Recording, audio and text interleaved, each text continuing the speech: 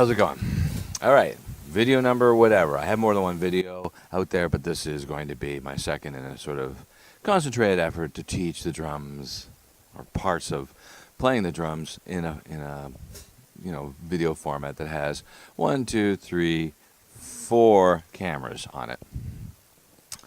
And I learned a lot the last time. I learned a lot, and I hope to continue learning how to do this. Okay, so today's lesson is going to be about setting up your drums.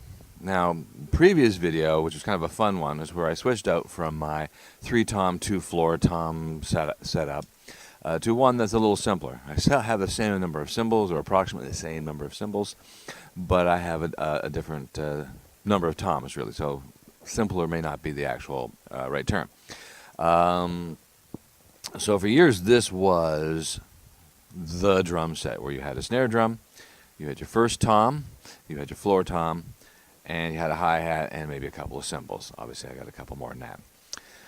When I first started playing in 1978, 79, the common drum set was what we called at that time the Hollywood drum set. Now it's just considered a drum set, and that's where you have 2 toms. But even if you start off with 2 toms, one day you see somebody just playing with 1 tom, and they're usually really good because they're usually like a jazz or a Latin drummer, and you give it a shot, and it's very nice. It has many advantages. But we're just going to talk about the basics about setting up your drums to be played. This is not a definitive one. This is not where we say, hey, this is the way to play it. I'm not saying that. Some of the things I'm going to talk about today as a starting point, there are drummers that I love who are just monster players who do it differently. But those are people who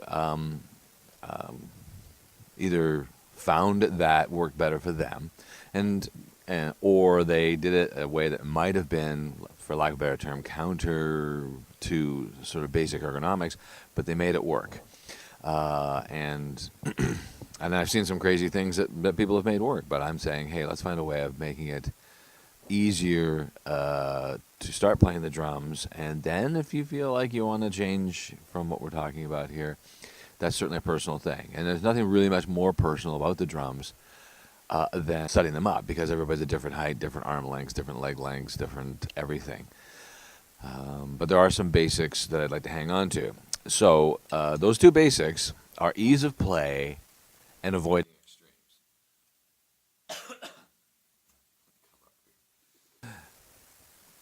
So ease of play means that you can get to each thing of your drum set without twisting, turning, or reaching crazily, right? Avoiding extremes is one of the things that is probably more common now than it's ever been. You know, when I first started playing, mounting hardware and cymbal stands were really rudimentary, and you could put the drum there or there, and you could put the cymbal there or higher or lower. But they just weren't that versatile. In this day and age, you can do all kinds of what I would consider extreme things. Like having it too high, too low, too slanty, too far away, too close, etc., etc. Okay, so I'm going to start off with, and I don't have an overhead camera here, so hopefully the overall blend will have a camera, is where we start, where we're sitting. So we sit on a drum throne, and none of these cameras are going to capture this angle, but I'm just going to draw. The idea is that when you sit on your drum throne and you have your feet on your pedals, is that your knee is a 90-degree angle or a little bit greater. So not super low, so that your knee, instead of being like that, instead of your knee being like that, is like that, you're lower. You want it to be at 90 degrees. Maybe you're doing it a little bit more, right? But avoid the extreme of where you're practically standing on that. Right? That's not to say there's lots of guys who do that. I've seen lots of guys. A lot of the older guys, older than me, and I'm old, they bought these Ludwig drum sets, and the cymbal stands all fit in the drum throne. Now, the height of a cymbal stand back then was maybe 2 feet, maybe a lot taller than that, taller than whatever this is. And they used to set really high so that they would have a carrying case, which is super convenient when you think about it. And then they would empty it of their cymbal stands, and then they would sit on it, but they would be sitting up really high, so they'd be sitting this way. And there are advantages to doing that, and it depends on the style of music you're playing. But to me, that seems like an extreme that you can decide on later. And the other one's extreme, where you sit really low, you can decide on later. So I'm sitting here, and my knees are about a 90-degree angle.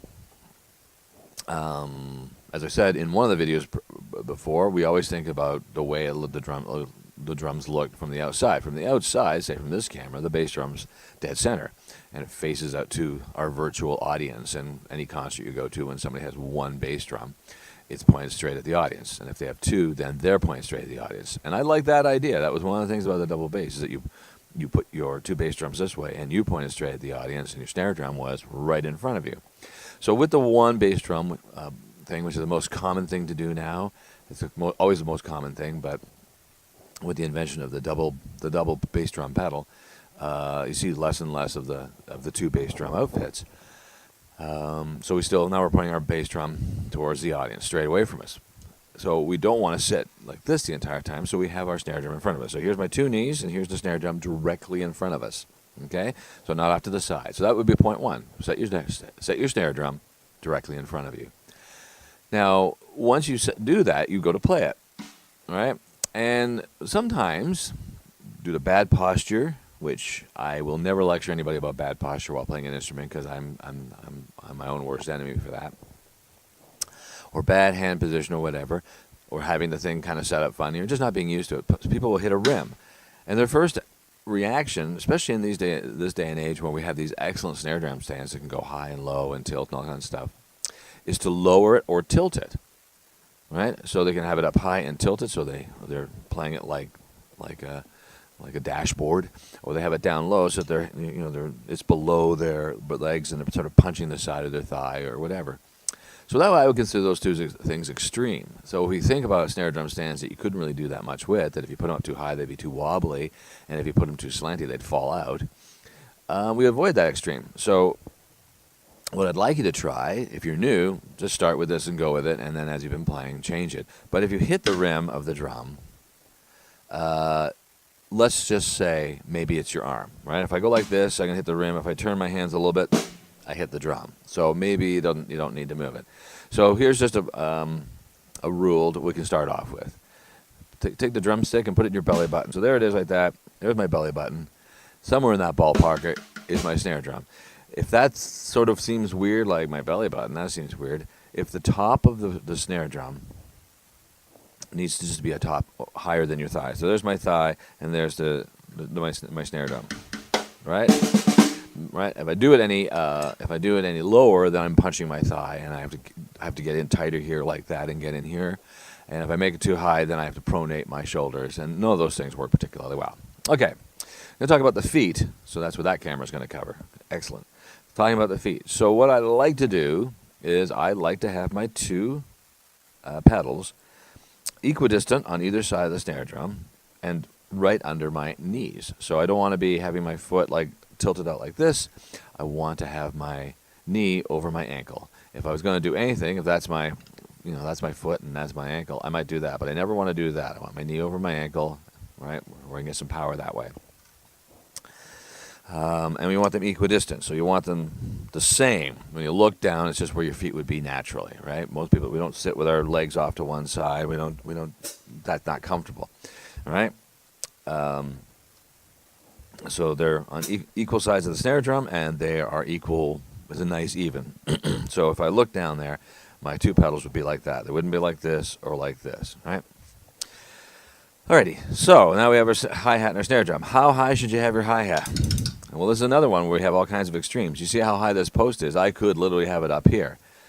One of the reasons people do that is because they have a stick war, right? If we're doing things properly, crossing our sticks at the end and not at our wrists, we won't have a stick war. I'm going to play something kind of simple with this crossover method. Right? And I'm not hitting the sticks because when I've got lots of room in there because, and this is something we'll talk about again when we're talking about how to hold the drumsticks, is that here at the end of our lever, which is what a drumstick in your hand is where we have the most movement. So there's lots of room in there. When this stick is up here, you got all this room in here. When the stick's down here, you're down here, right? It works out great, you know. Not a concern when we have open-handed playing, and we will get to that as well. So there's no need. So I only have it like about 5 fingers from the top of the rim to the bottom of the hi-hat, and I got lots of room in there. you can get it higher than that. Everybody's fingers are different sizes. We're not going to worry about that. But what we can do is we can use that as a template. What we want to be doing with our hi-hat is we want to be playing all our instruments of the drum set with the tip of the stick. This is the part that was meant to be played with. When we put it up high like that, we end up hitting the side of it. And there's so many people doing that. It's actually become a common thing that everybody thinks, well, that's the way it is. You go like this, and then you have like a little lumber yard of shavings at the bottom of your drum set, which, when you think about it, that doesn't make any sense. You're chopping away at the side of it and you're getting all kinds of dents on here. Here's the tip that we use to play. If we want the sound, we open up the hi-hat.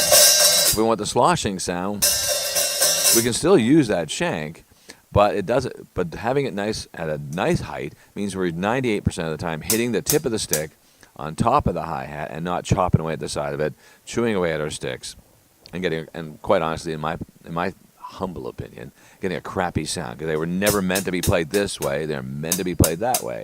If you can't hear the difference, that's even more important. If that doesn't sound much different to you, then that means, well, why not play this way, where you're not buying a new drumstick every hour, and you're not vacuuming up a mess, leaving a mess behind, right? So, and then to have this way up here, and when we go to do two-handed thing, be going on the side of the hi-hat that's this high. It doesn't make any sense. So that's where our hi-hat should be, somewhere in this area, right? I have it and find that the width of my hand from here to here is a good height, right? From the top of the rim to the bottom of the hi-hat. A little higher, a little lower, it doesn't really matter. Also, if you have it super high, if you expand your tom or cymbal collection from more on the left-hand side, then they got to put those up super high, to compensate for how high your hi-hat is. Okay. The bass drum. Bass drum's the same idea. If my foot is here, the pedal's here. I mean, it kind of takes care of itself, right? So if I've already committed to having my knee over my ankle, then I don't have to worry about where my bass drum is, right? And we don't have different heights of bass drum. I will say, in this day and age, you don't need to buy a drum set for your kid who's, say, small. Say they're starting drums at 7. You don't have to buy them that drum set, and I recommend against buying the drum set they grow into. This drum set that you see me playing here, it's not that I'm giant. It's a very small drum set. It's a 10-inch tom, a 13-inch floor on, and this is a 14-inch bass drum, right? My snare drum is 14 inches. So you can get a drum set that's really, really small in this day and age, meant for little kids, so you don't have to set up their drums in a wacky fashion. It's just, you wouldn't buy them a bike that was too big. Don't buy them a drum set that's too big. All right, the tom. We like the same concept for the tom as the snare drum. We don't want it super high and slanty. We don't want it super low, that we're going past it. So in this case, I have the tom just a little bit higher than the snare drum. This is our ease of play, non-extreme thing we're looking for. We want to be able to get from the snare drum to this tom without having to pay for airfare. So when people have the toms that are way high, because the bass drum's too big, or they have the power toms, or they saw it on TV and they thought, they saw it on YouTube, and somebody was going like this, those are, you can play that way, but I'm talking about, let's get going faster. Let's not have the instrument get in our way. So in guitar, we think of strings that are far away from the fret as high action, and high action is a very undesirable thing on a guitar or a bass. On an acoustic instrument, it can make your instrument louder, but in this day and age, is that something we really require, right? So we don't want high action on our toms. We do not want to have to be going from here to here when we can go from here to there.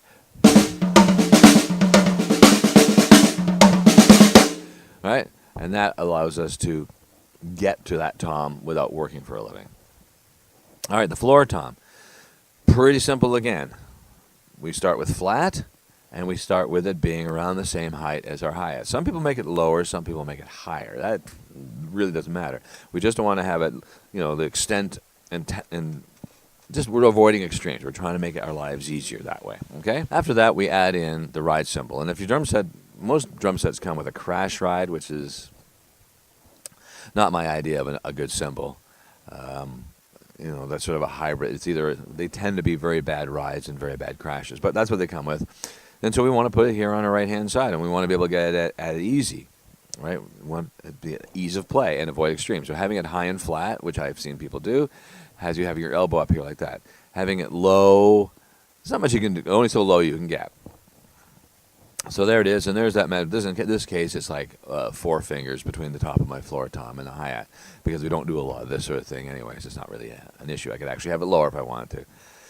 Now, in terms of placing cymbals and other things in your drum set, one thing that new drummers can get a little obsessed about, and it's not important, is making sure the entire surface of their drums are clear so that they can play and hit. And that means that the edge of this hi-hat, that would mean the edge of this ride cymbal would have to be on the other side, which would mean like there's a perfect, like my hand goes over here and I'm playing in the sweet spot of my ride cymbal. If we moved it away, the sweet spot would be over here, and if I wanted to play the bell would be over here. So you don't have to have your area completely clear. The edge of any drum is not much use to us anyways, and just like the dead center's not really much use to us anyways. And so to have the hi-hat kind of over top of the snare drum a bit, having a crash cymbal, or in this case my flat ride, sort of bleeding over on top of my tom, and having this over here like that, and this, it works fine. If I look at this drum here, I have all this area except for this little cutout that I can play. And on my snare drum, I have this whole area except this edge here. On my tom, I have everything except this area. And on my floor tom, I have this area. This is the size of the drumstick, right? What is that? Like a 1/4 inch? I got a 1/4 inch stick that I can put anywhere in here. I just can't put it here. And I got to put it anywhere in here. I can't put it there. It works out fine that way. Okay? So there's some basic, just an overview on how we approach playing the drums and setting up our drums. That's one of the things I make a big deal about with my students. Is like, hey, let's set this thing up to be your friend, okay? And so there's things that I see regularly that are working against that. When people have 2 toms, I see them putting them like this, right? Which you think it's like a roller coaster, that might be easy, but to get from this tom to this snare, to get from this snare drum to a tom that's tilted that way, you would have to do something weird. Then over here, then get from here to here. That would also be kind of awkward. So keep them low, keep them flat, and then work from there, right? And again, the watchword today: avoid extremes. Maximize ease of play. All right, until next time.